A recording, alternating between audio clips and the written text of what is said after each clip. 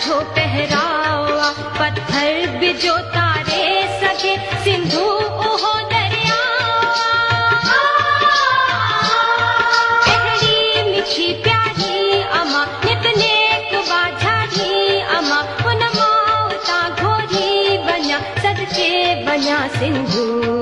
सदके बन्या सदके बन्या सदके बन्या सिंधु।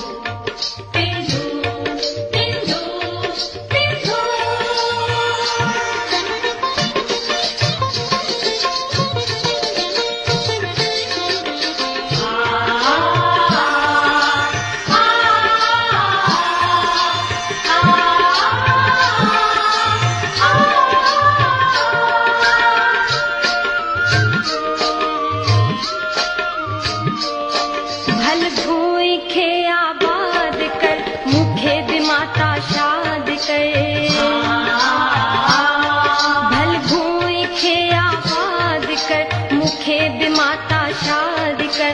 औणे सवेरो सिंध में फिर भात जो सिंदूर भर। नन जो तेरे महके कमल को प्यार जो राही रतल। मुर्की अचे मुंह वट मिठल मुंहिंजी मिठी सिंधु।